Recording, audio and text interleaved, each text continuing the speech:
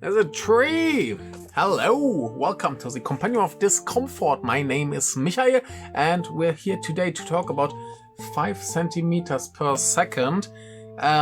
You might know the anime. It's a very popular and everybody told me for many years, oh, it's such a great cry movie. You've got to watch it. It's so good. It's the best ever.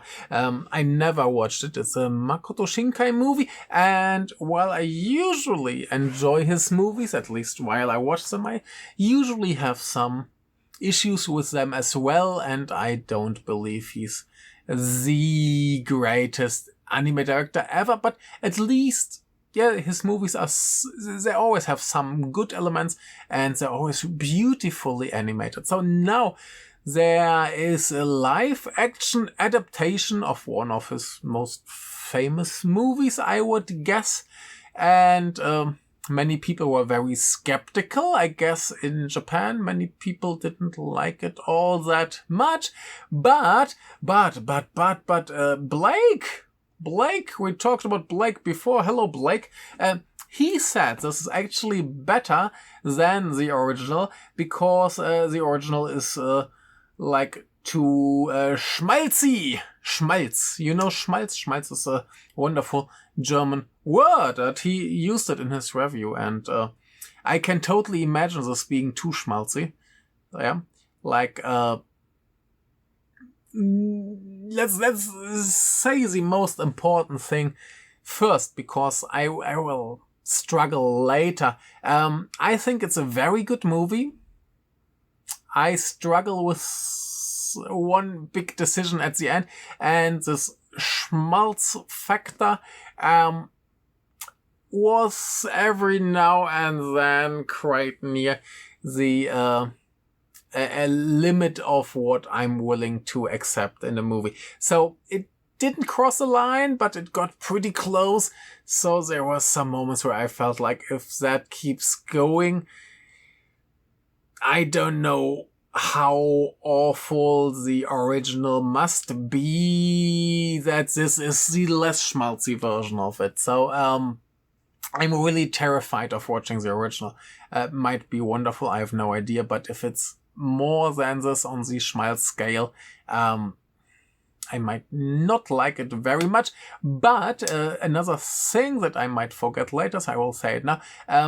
Some time ago, like 2 years ago, I think, or maybe. Anyway, I went to Tokyo and we visited some of the places that were used as, not as a location, but that inspired locations in the anime of Makoto Shinkai. And I went to some of the locations from this movie, and I think they shot this live action movie at the same places, at least some. And that's very cool. That's nice. Wonderful. Cool. Let's talk a little bit about the director. That's Yoshiyuki Okuyama. I think he did more like commercials or music videos, but he worked on one movie that's called At the Bench, where, that's a movie that looked very interesting and I missed in the cinema. It played here, but I didn't watch it, so maybe someday I will get back to that. And in the cast we have Hokuto Matsumura. His most famous movie is Suzume, so Makoto Shinkai, right? And All the Long Nights, which I just talked about in a different video, and Kids on the Slope, which is another anime adaptation, if I'm not wrong. Then we have Mitsuki Takahata, who I think is usually a singer. Hello, Brad. I think Brad likes her very much. But she was, for example, in Golden Kamui or Monster or Kokuho or Character or Rage. Good. We have Yuzu Aoki, who was in, for example, Ice Cream and the Sound of Raindrops. I think that was a very good movie. We have Nana Mori, another Shinkai lady here from Weathering with You, but she too was in Kokuho. We have Mai Kiryu, who was in Demon City. Very good. And she was in Hell Dogs. I think that must have been then the second last movie by Masato Harada, who recently sadly passed away. But very good. And she was in 11 Rebels, which was pretty good too. And then we have Noah Shiroyama, who was, for example, in Scarlet. And we have Aoi Miyazaki, who was in the other guys' movies, like the other big anime guys' movies. She was in The Wolf Children and The Boy and the Beast. Wolf Children was just recently recommended when I complained too much about Scarlet as being a very good movie. I will give it a try someday. Yeah, but she was, for example, in Eureka and my God, why hast thou forsaken me? And Rage. Anyway, so we have Hidetaka Yoshioka. He was, for example, in Godzilla -1 and Hannah and Alice. And there was one movie quite recently that was Winnie. And Winnie was very good. I made a video about it. And I think in that Winnie video, I said that he acted as if he's in a completely different movie. That luckily didn't happen here. But somehow, I don't know, I feel slightly allergic to his voice. He has this very unique voice that stands out a lot, which is usually a good thing. And he didn't do a bad job here. It's just like I hear this voice and maybe I'm too terrified of Godzilla -1. If you don't know, I don't like Godzilla -1. I don't like that director and his work. But let's not get into that discussion. But yeah, so every scene he was in, he did a totally fine job in this movie. But I always felt like, him again. This is my issue, not the movie's issue. Then we have Takashi Okabe, who was in We Made a Beautiful Bouquet and a character. And we have Sena Nakata, who was, for example, Live a Leaf or Survival Family. And we have Kentaro Tamura as God's Will, Norwegian Wood, and Bullet Train Explosion, and My Sunshine, and some more. And yeah, let's finish here the cast. We talked about the most important cast members. So, what's this movie about? It's about a guy, he works in like as a programmer or something in a company, and he's meeting this co-worker, and they're both very obsessed with their work. They're quite nerdy people, and I don't know, they seem to get along quite well, but it doesn't look very passionate, but that might just be their basic personality. Anyway, so then we get flashbacks of his youth. One, when he was a transfer student, his family moved around quite a lot, and he's at one school, and a girl comes there who's another transfer student, and she struggles being a transfer student because it's hard being a child getting into a new environment. And he comforts her and says, hey, it's all cool. I just came here last year, and it's gonna be fine. You're gonna be cool. And then we get some flashbacks to later when he's like a teenager, and there's this very cool surfer girl who really likes him. And yeah, then in the present, we have some story about a lady who works at a bookstore. And yes, this is obviously all somehow connected. The titles 5 centimeters per second refers to the falling speed of cherry blossom leaves and snow, seemingly the same speed. And of course, nobody knows whether or not it's true, but it sounds cool when you say it. Yeah, and I don't know, the story isn't the most exciting part of this movie, and that's maybe what really might make it better than the original. Like I said, I haven't seen the original movie. I don't feel like watching it. But that's what I believe might be better, that it's, I don't know. I would say the best part about this movie is the presentation, the whole look, like another movie that I'm gonna talk about, today in a different video. So who knows what comes first.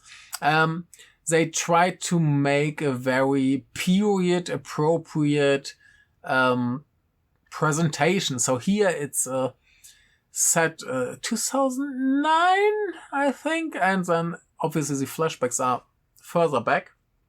And it's all visually more like it would have been shot at that time. So we have a very filmy look. I don't know if it's shot on film, but they emulated the look quite well. And you get some other like filters or whatever, according to the time that it's set in, and it's very cool. And it looks very music video-y. It's very stylish. It's super elegant, very beautiful, gorgeous, nice music, including Radiohead with their debut album. So you get an idea about how far in the past it is. And it's all very stylish, very nice, very, very dramatic and emotional, all very big feelings. And then there's the end. And I must talk about the end later, but we will make a spoiler part. And I think whether or not you like the movie depends on how you feel about the ending. And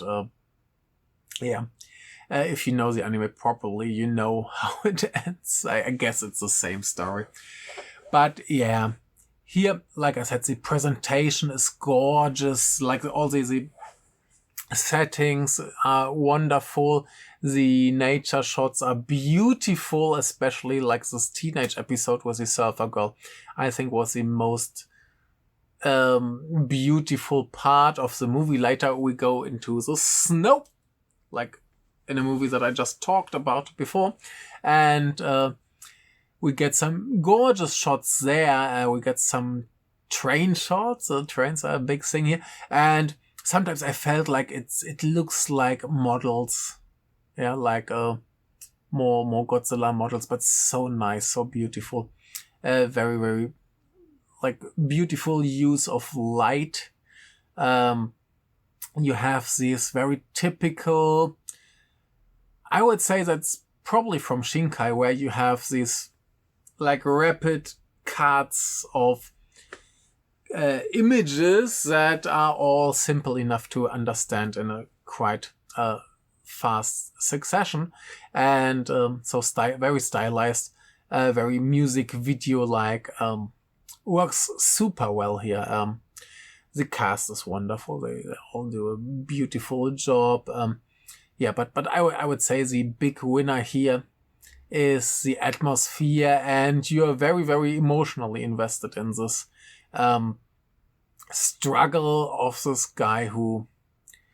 So he has this girlfriend in the present that the kind of relationship doesn't seem to work out, and mild spoiler, he just moves on quite quickly. We get the feeling that this from his old lifestyle, when he just moves, like he can move on really quickly. And that's what he does. He changes jobs and leaves her relatively quickly. That's not a huge spoiler. So we know there's some issue with that, and this whole episode with the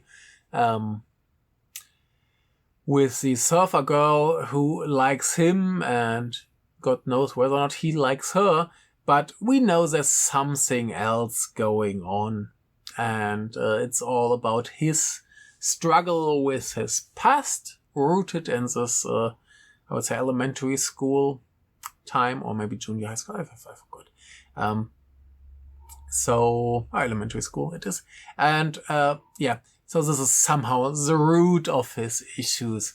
And basically it's all his perspective, and that explains why the movie is quite schmaltzy and or kitschy and very melodramatic, because that's his state of mind. I know that very well, that state of mind. I don't like it. It's scary. So it totally makes sense how it is and how it's tonally. And Blake compared it a lot to Shunji Iwai, which I understand, but I feel like this is a level higher on the Schmaltz scale. Like it's still okay, but yeah, it's definitely a very interesting take on this. I have no idea how well it's adapted or how badly it's adapted, but it does a very good job at presenting us with this story. And I think it's a very good movie. I was a little bit annoyed at the end. And when we talk about the end, you will understand why. Or if you have watched the anime, you will understand why. But yeah, I just think it's a very beautiful movie to look at. Yeah, you could just put it on, sound turned off, maybe listen to Radiohead while having it playing, and just enjoy the visuals. That's totally fine. Yeah, and so that is all great, but we must talk about the end, because that's like the big point of this movie. So if you have the chance, give it a try. I think it's very good. It's very nice. It feels kind of fresh, even though nothing it does is actually new. But yeah, it feels different enough from other modern love stories, I would say. And I usually don't watch all that many like romantic movies because they all look so terrible. Like before the movie started, you get your trailers, and of course there's some of the more couple-oriented stuff, and most of those mainstream movies look horrible and really bad, and I never watch them. So if you ever wonder why so many of my ratings on Letterboxd are so high, because I'm quite good at avoiding really terrible movies. Yeah. Just to mention something, this new Quentin Tarantino Fortnite thing is the worst thing I've seen this year, or I've seen in a long time. Yeah, I didn't know Tarantino was able to deliver such garbage. Good job. At least I'll have a worst movie of the year for my best of the year video. Yeah, so it's really trash. No, trash sounds like it's fun. It's not fun. It's just no. Don't watch it. It's 10 minutes of your life that you will never get back. Watch 5 centimeters per second. It's a very good movie. But now, spoilers, big spoilers. If you don't know the story, you don't want to know the spoilers, you want to experience the movie by itself, and then come back and listen to me complaining about the ending. So this movie builds up, and it gets more obvious that all these guys' problems with women are founded in his love from elementary school. Like they kept writing letters and stuff, and they promised to meet, and he goes to that meeting place, which is a tree somewhere in the snow, and she's not there, and then he goes back, and because of the snow the train is late and stuff, and he has to stay at this train station for one night, and there she is having the same issue, and they have this miracle meeting, and the whole movie they keep talking about the chance of meeting someone by accident is like 0.000 or whatever, and here it is the miracle that basically defines his whole life. And the big question will be, can there be a second miracle where they actually meet again? Because they promised to meet again on this day that the meteor or whatever is supposed to hit the earth and end all life, which they don't believe. So they're like, yeah, okay, if the world doesn't end, or let's at least experience the end of the world together, or if it doesn't end, we at least meet again. And that's like, I don't know, long time later. Yeah, so that's one thing that I didn't think about while watching the movie, but which turned me off a little bit. So these two kids keep writing letters for quite some time.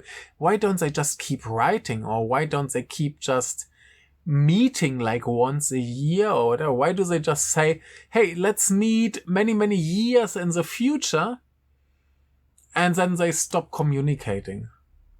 I mean, even in the 90s, you had telephone. You could call each other. You can write letters. You can communicate. There's no reason that these kids who obviously like each other shouldn't keep in touch. I mean, maybe it's a case of they just didn't keep in touch, which happens. But that maybe I missed a detail, but that turned me off a little bit, just a little bit. I mean, movie logic, who cares? And it's a very realistic thing that people who don't meet regularly just, get out of touch, and someday just don't respond to the message anymore. Anyway, so basically they promise, and then it's clear that in present day Tokyo, at least the movie's present, they sometimes almost meet. It almost happens. The movie builds up such a crazy anticipation. When will they finally meet again? And she goes to a planetarium where now he is working, and after she leaves, she finds out that he works there, and he finds out that she works at the bookstore that delivered the books. And you could still have a very easy situation where he's like, oh, I just go to the bookstore. But he decides, oh, it's accidentally that day of this supposed meeting. So he takes a trip out into the snow, and again, she's not there. And he goes back to the train station, and she's just not there. And we find out she actually has someone else. She moved on. And you could argue that the whole movie is about this obsession with a childhood promise and your first love that you just keep believing, and it keeps influencing your whole existence. And finally, there's this line like, she didn't come and the world didn't end. And now he's free to move on. Yeah. And you could say that's a pretty smart move. Or you could say someone just sat there and thought, how can I make people cry the most? What's a really cheap cheat code to make people cry in the cinema? And I think depending on the day, this might change for me. So it might be a movie like I had with Nemuru Baka that took a turn at the end that annoyed me slightly, and later I watched it again and I thought, oh, that's really good, that's really smart. I read the manga, it's really smart. So it might be that I watch this again knowing what will happen at the end. I feel, oh yeah, it's actually quite brilliant. Or I just might feel like, oh my god, it's such a cheap trick to make people cry. I'm very indecisive on this. It doesn't really make the movie bad, but it might influence my mood after I leave the cinema. So for the first half, I really felt like, oh my god, this could be an absolutely fantastic movie experience. One of these movies where you leave the cinema and you feel like it changes your, like, how you experience reality for a moment. It just makes everything so much better and nicer, and you just feel, oh my god, the real world is more beautiful because of this experience, until you meet some horrible people and you realize, oh, normal people are not like people in the movies. But yeah, anyway, so it had potential to do that to me. And then, yeah, it went a little bit hard on the schmaltz, which was still okay. And I thought, okay, if it keeps going like that and then delivers on the end, I'm back in it. But then, yeah, it took this quite nasty time. I knew it's a movie where people cry. I didn't know if it's so sad or if it's so satisfying. Both could make people cry. Like if you just see them reuniting one more time, might have had the same effect. But yeah, just going like, hey, here's reality after this cute dreamlike excursion. Back to reality, and reality is a little bit suckier than a movie. Yeah, it's a quite nasty thing to do to the audience. What I felt like is the girl is the love of his life. I thought the surfer girl was cooler, but anyway. So I felt like she has someone else, it turns out in the end, or at least someone calls her and picks her up. So I assume that's her new partner, which is just revealed at the end. We carefully keeps that a secret until the end. And I felt a little bit like she says something like, oh yeah, he was okay before I came. He's gonna be fine after I'm gone. He's gonna be fine. And I felt like she tries to escape from this meeting, this experience.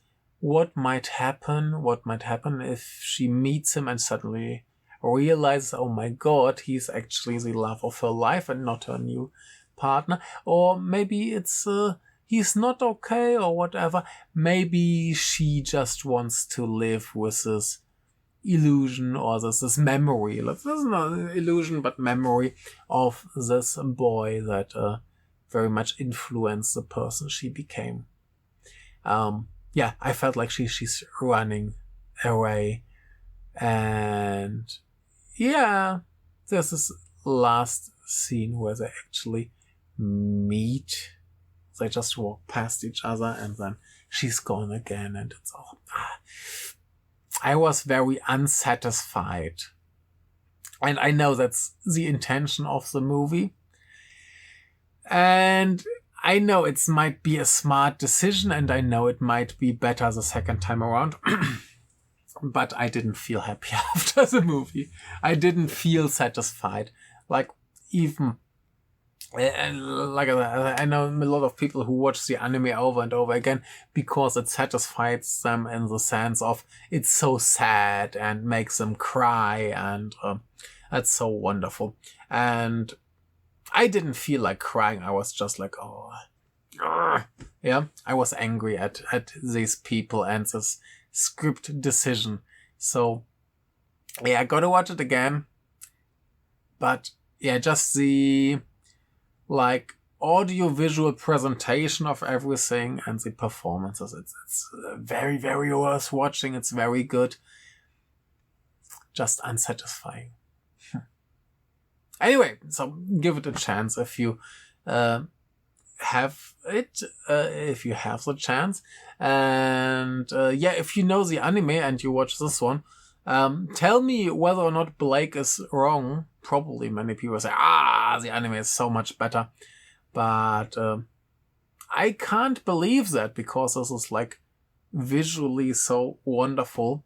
I don't know, even with Shinkai's gorgeous animations, I don't know if he can keep up with this, and if it's actually more schmaltzy, maybe.